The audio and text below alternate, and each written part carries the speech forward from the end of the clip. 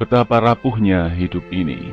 Dalam mimpi terburuk sekalipun, Gubernur Banten Ratu Atut Khosyah pasti tak pernah membayangkan bakal pernah menginap di penjara.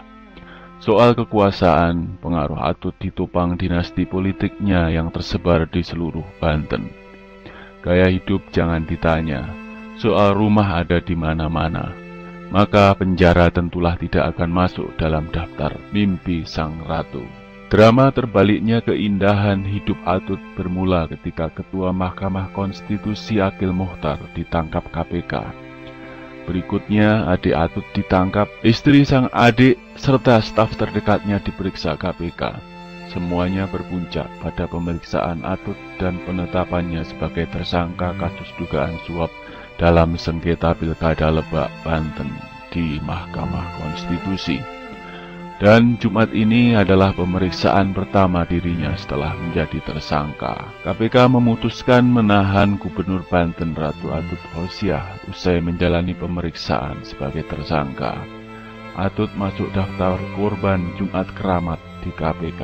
Wajah Atut terlihat sembab saat digelandang menuju mobil tahanan. Setelah duduk di dalam mobil tahanan, dia terlihat meneteskan air mata. Wanita yang baru 40 hari ditinggal sang suami, Hikmat Tomet, kemudian menyandarkan kepala lemas di bahu petugas KPK.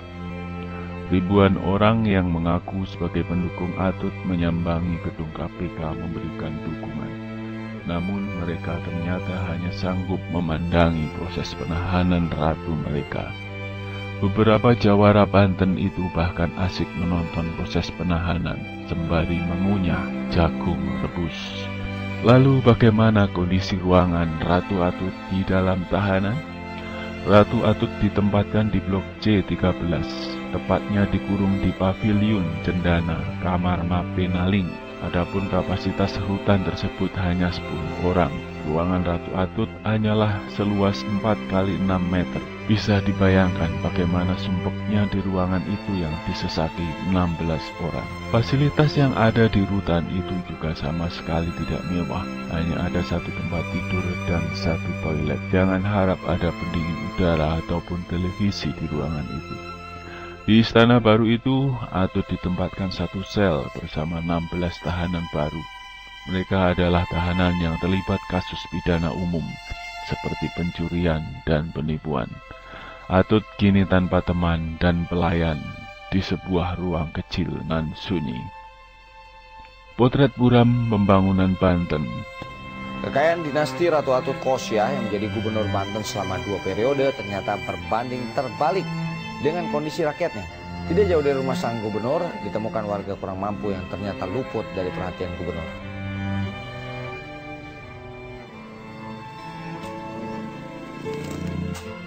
Rumah sederhana milik pasangan suami istri Sodik Nurjanah ini berada di pinggir Jalan Raya Bayangkara, Cipocok, Kota Serang. Lokasinya tak jauh dari kediaman pribadi Gubernur Banten Ratu Atut Khosyah. Di dalam rumah terbaring satu dari 3 anak mereka yang menderita sakit sejak beberapa hari lalu. Sang ibu, Nurjanah, tahu betul putranya seharusnya sudah dibawa ke dokter karena sakitnya tak kunjung sembuh. Meski harus menjaga sang anak yang terbaring sakit, Nurjanah tetap membuka warung yang menyediakan sayur mayur. Ia tidak punya pilihan, karena warung sayurlah uang membiayai kehidupan keluarga ibu 3 anak ini. Sang suami yang dulu sempat jualan barang rongsokan pun kini hanya kerja serabutan karena ketiadaan modal. Kondisi keluarga ini jelas bertolak belakang dengan kemewahan tetangganya Ratu Atut Khosyah. Dan rumah Atut tidak hanya di Jalan Bayangkara, Cipocok, Serang.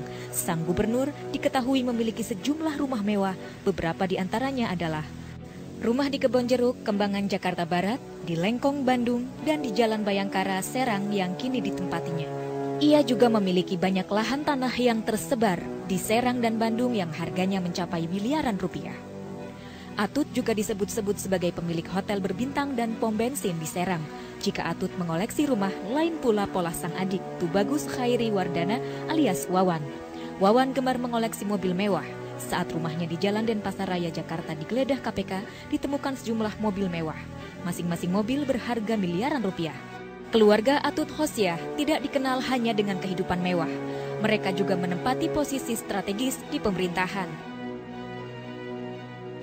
Kemiskinan memang persoalan utama di provinsi ini.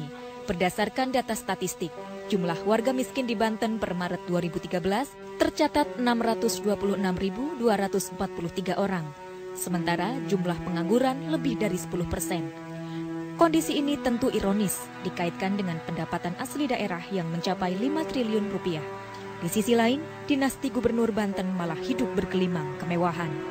Pada foto-foto yang diambil oleh Reuters, terlihat beberapa orang pelajar SMP dan SD di Kampung Tanjung, Lebak, Banten, meniti sebuah jembatan rusak yang hanya dihubungkan dengan satu tali terbentang di atas sungai.